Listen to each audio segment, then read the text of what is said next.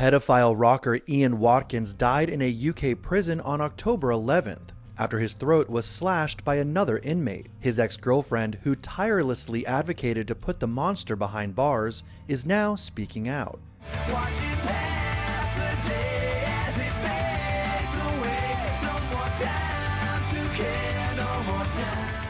With their 2003 chart-topping hit, Last Train Home, Lostprophets was on the fast track to fame, selling millions of albums worldwide. But the Welsh band saw a spectacular fall from grace in 2012, after police found a trove of child porn and even bestiality material in the home of their frontman, Ian Watkins, during an unrelated drug raid. Watkins was sentenced to 29 years in prison for the depraved sex crimes, and on Saturday he was killed by a fellow prisoner.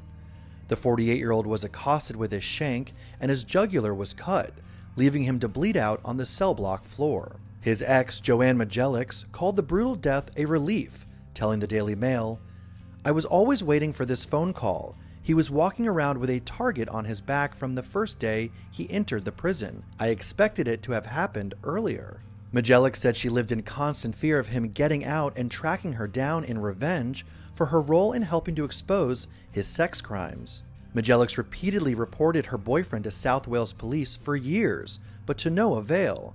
On ITV, she alleged they turned a blind eye to the sick accusations because of Watkins' fame, and that a high-profile case would create a lot of press interest. It was literally like walking into a wall.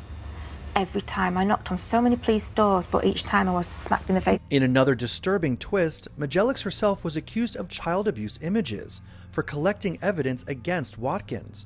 In 2015, a jury cleared her of all charges.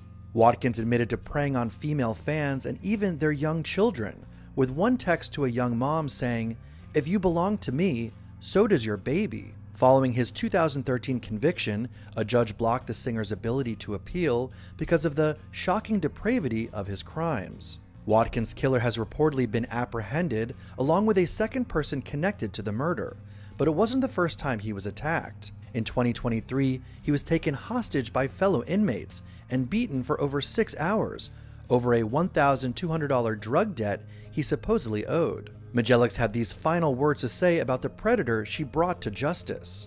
"The man I fell in love with never existed. He manipulated me, and that man who died today in prison was a stranger to me. I never loved him. He just put on a character."